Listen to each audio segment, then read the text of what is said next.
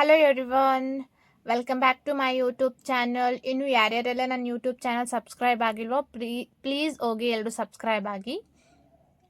ಇವತ್ತಿನ ವಿಡಿಯೋ ಏನು ಅಂದರೆ ಮಾರ್ಕೆಟಿಂಗ್ ಅರ್ಥ ಮತ್ತು ಅದರ ವ್ಯಾಖ್ಯಾನ, ಮೀನಿಂಗು ಮತ್ತು ಅದರ ಡೆಫಿನೇಷನ್ನ ಈ ವಿಡಿಯೋದಲ್ಲಿ ತಿಳ್ಕೊತಾ ಹೋಗೋಣ. ಪ್ರಿನ್ಸಿಪಲ್ ಆಫ್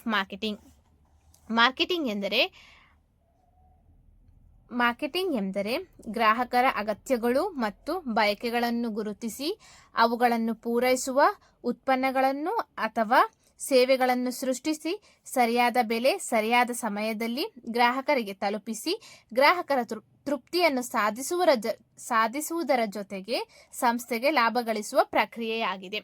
ಮಾರ್ಕೆಟಿಂಗ್ ಅಂದರೆ ಏನು ಅಂದರೆ, ಇವಾಗ ಗ್ರಾಹಕರು ಅಂದರೆ ಕಸ್ಟಮರ್ಸ್ಗೆ ಏನೆಲ್ಲ ಅಗತ್ಯ ವಸ್ತುಗಳು ಬೇಕು, ಏನೆಲ್ಲ ಅಗತ್ಯದ ಉತ್ಪನ್ನಗಳು ಅಂದರೆ ಪ್ರಾಡಕ್ಟ್ಸ್ಗಳು ಬೇಕು ಅನ್ನೋದನ್ನ ಐಡೆಂಟಿಫೈ ಮಾಡಿಬಿಟ್ಟು ಗುರುತಿಸ್ಬಿಟ್ಟು ಅವುಗಳನ್ನು ಸರಿಯಾದ ಬೆಲೆಗೆ, ಅವರಿಗೆ ಅಫೋರ್ಡಬಲ್ ಆಗಂಗೆ, ರೀಸನಬಲ್ ಪ್ರೈಸ್ಗೆ ಸರಿಯಾದ ಸಮಯದಲ್ಲಿ ಅವರ ಅಗತ್ಯಗಳಿಗೆ ತಕ್ಕಂತೆ ಅವರಿಗೆ ಆ ಪ್ರಾಡಕ್ಟ್ ಯಾವಾಗ ನೀಡ್ ಆಯಿತೋ, ಯಾವಾಗ ಅಗತ್ಯ ಆಯಿತೋ ಅನ್ನೋದನ್ನ ನೋಡಿಕೊಂಡು ಆ ಟೈಮಿಗೆ ಸರಿಯಾದ ಬೆಲೆಗೆ ಗ್ರಾಹಕರಿಗೆ ಅಂದರೆ ಕಸ್ಟಮರ್ಸ್ಗೆ ತಲುಪಿಸುವ, ಮತ್ತು ಅದಷ್ಟೇ ಅಲ್ಲದೆ ಅದ್ರ ಜೊತೆಗೆ ಗ್ರಾಹಕರ ತೃಪ್ತಿಯನ್ನು ಸಾಧಿಸುವುದರ ಜೊತೆಗೆ, ಗ್ರಾಹಕರ ತೃಪ್ತಿ ಅಂದರೆ ಕಸ್ಟಮರ್ ಸ್ಯಾಟಿಸ್ಫ್ಯಾಕ್ಷನ್, ಅದರ ಜೊತೆಗೆ ಸಂಸ್ಥೆಗೆ ಲಾಭ ಗಳಿಸುವ ಪ್ರಕ್ರಿಯೆ ಆಗಿದೆ. ಸಂಸ್ಥೆಗೆ ಆರ್ಗನೈಸೇಷನ್ ಪ್ರಾಫಿಟ್ನ ಅರ್ನ್ ಮಾಡ್ತಾ ಹೋಗ್ಬೇಕು.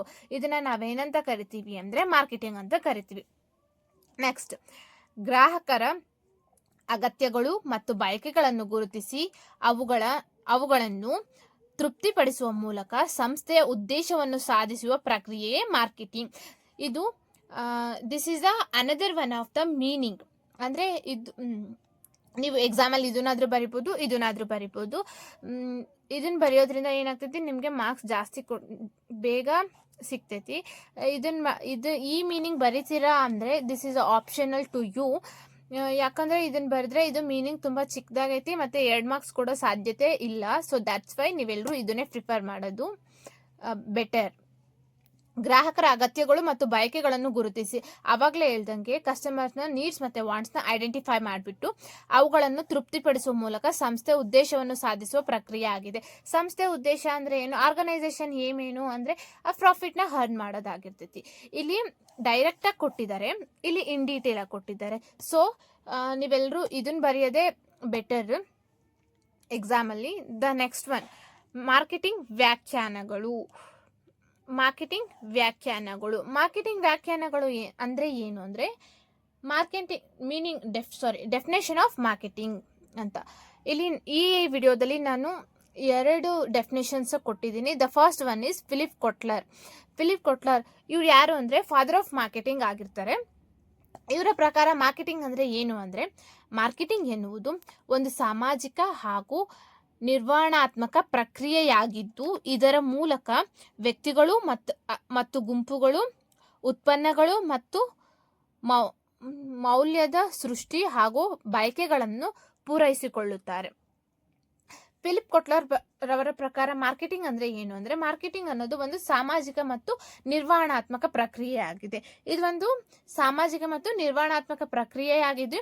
ಇದರ ಮೂಲಕ ಕಸ್ಟಮರ್ಸ್ ಏನಾಗ್ತಾರೆ, ಸ್ಯಾಟಿಸ್ಫೈ ಆಗಬೇಕು, ಅದ್ರ ಜೊತೆ ಬಯಕೆಗಳನ್ನು ಪೂರೈಸುವುದು ಅಂದರೆ ಅವರಿಗೆ ಅಗತ್ಯ ವಸ್ತುಗಳಾಗಿರ್ಬೋದು, ಸೇವೆಗಳಾಗಿರ್ಬೋದು, ಅವುಗಳನ್ನು ಸೃಷ್ಟಿಸಿ ಕಸ್ಟಮರ್ಸ್ಗೆ ಪ್ರೊವೈಡ್ ಮಾಡೋದ್ರಿಂದ ಏನಾಗ್ತೈತಿ, ಕಸ್ಟಮರ್ಸ್ ಏನಾಗ್ತಾರೆ, ಸ್ಯಾಟಿಸ್ಫೈ ಆಗ್ತಾರೆ ಅಂದರೆ ತೃಪ್ತಿಗೊಳ್ತಾರೆ. ಅದ್ರ ಜೊತೆಗೆ ಕಂಪನಿ ಅಂದರೆ ಆರ್ಗನೈಸೇಷನ್, ಇಲ್ಲಿ ಗುಂಪುಗಳಂತ ಮೆನ್ಷನ್ ಮಾಡಿದಾರಲ್ಲ, ಕಂಪನಿ ಅಥವಾ ಆರ್ಗನೈಸೇಷನ್ ಏನು ಮಾಡಬೇಕು, ಪ್ರಾಫಿಟ್ನ ಅರ್ನ್ ಮಾಡಬೇಕು, ಇಲ್ಲ ಲಾಭ ಗಳಿಸುವ ಒಂದು ಪ್ರಕ್ರಿಯೆ ಆಗಿದೆ. ನೀವು ಎಕ್ಸಾಮಲ್ಲಿ ಇದು ಹೇಗಿದೆಯೋ ಹಾಗೆ ಬರೀಬೇಕು, ಆಗ ಮಾತ್ರ ಮಾರ್ಕ್ಸ್ ಸಿಗೋದು. ಬಿಕಾಸ್ ದಿಸ್ ಈಸ್ ಅ ವ್ಯಾಖ್ಯಾನಗಳು ಅಂದರೆ ಡೆಫಿನೇಷನ್ ಆಗಿರ್ತೈತಿ ಅದಕ್ಕೆ.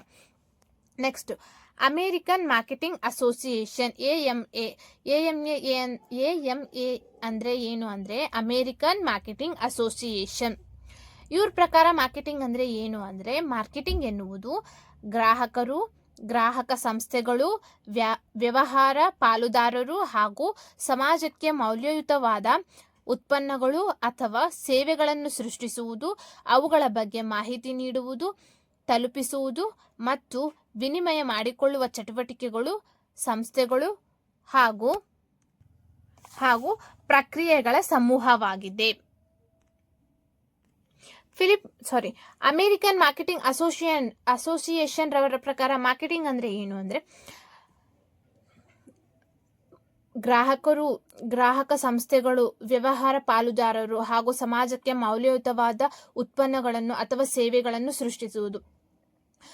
ಮೌಲ್ಯಯುತವಾದ ಉತ್ಪನ್ನಗಳನ್ನು ಸೃಷ್ಟಿಸುವುದು ಅಂದ್ರೆ ಏನು ಅಂದ್ರೆ ಇದು ಏನ್ ಮೀನಿಂಗ್ ಕೊಡ್ತೈತಿ ಅಂದ್ರೆ, ಇವಾಗ ಕಸ್ಟಮರ್ಸಿಗೆ ಏನೋ ನೀಡಿರ್ತೈತಿ, ನಾವು ಇನ್ಯಾವುದೋ ಪ್ರಾಡಕ್ಟ್ನ ಏನು ಮಾಡ್ಬೋದು, ಸೃಷ್ಟಿಸಬಾರ್ದು, ಅಂದರೆ ಪ್ರೊಡ್ಯೂಸ್ ಮಾಡಬಾರ್ದು. ಅದರಿಂದ ಏನಾಗ್ತದೆ, ಅದು ಆ ಪ್ರಾಡಕ್ಟ್ಗೆ ಮೌಲ್ಯಯುತವಾಗಿರಲ್ಲ. ಆ ಪ್ರಾಡಕ್ಟು ಯಾವಾಗ ಮೌಲ್ಯಯುತವಾಗಿರ್ತೈತಿ ಅಂದರೆ ಕಸ್ಟಮರ್ಸಿಗೆ ಅವ್ರ ನೀಡ್ಸ್ ಮತ್ತು ವಾಂಟ್ಸಿಗೆ ತಕ್ಕಂಗೆ ಪ್ರಾಡಕ್ಟ್ನ ನಾವು ಪ್ರೊಡ್ಯೂಸ್ ಮಾಡಿದಾಗ ಮಾತ್ರ ಆ ಪ್ರಾಡಕ್ಟ್ಗೆ ಮೌಲ್ಯಯುತವಾಗಿರ್ತೈತಿ. ಆ ಥರದ ಪ್ರಾಡಕ್ಟ್ನ ಸೃಷ್ಟಿಸಿ ಕಸ್ಟಮರ್ಸಿಗೆ ತಲುಪುವಂತೆ ಮಾಡುವುದು, ಕಸ್ಟಮರ್ಸ್ಗೆ ಸೆಲ್ ಮಾಡೋದು. ಅದ್ರ ಜೊತೆಗೆ ಮತ್ತು ವಿನಿಮಯ ಮಾಡಿಕೊಳ್ಳುವ ಚಟುವಟಿಕೆಗಳಂದ್ರೆ ಏನೇ ಅಂದರೆ marketing one of the exchanging process. Marketing ಒಂದು ಎಕ್ಸ್ಚೇಂಜಿಂಗ್ ಪ್ರೊಸೆಸ್ ಆಗಿರ್ತೈತಿ. ನಾವು ಯಾವುದೋ ಒಂದು ಪ್ರಾಡಕ್ಟ್ನ ಪರ್ಚೇಸ್ ಮಾಡ್ತಾ ಇದ್ದೀವಿ ಅಂದರೆ ನಾವೇನು ಮಾಡ್ತೀವಿ, ದುಡ್ಡು ಕೊಟ್ಟು ಪರ್ಚೇಸ್ ಮಾಡ್ತೀವಿ, ಸರಿನಾ? ನಾವೇನು ಕೊಡ್ತೀವಿ, ದುಡ್ಡು ಕೊಡ್ತೀವಿ.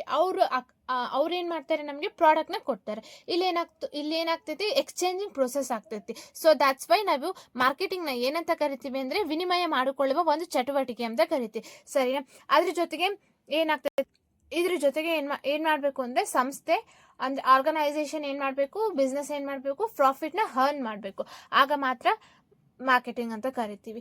ಇವಾಗ ಅಮೇರಿಕನ್ ಮಾರ್ಕೆಟಿಂಗ್ ಅಸೋಸಿಯೇಷನ್ ರವರ ಪ್ರಕಾರ ಮಾರ್ಕೆಟಿಂಗ್ ಅಂದರೆ ಏನು ಅಂತ ಅರ್ಥ ಆಗಿದೆ ಅಂತ ಅನ್ಕೋತೀನಿ.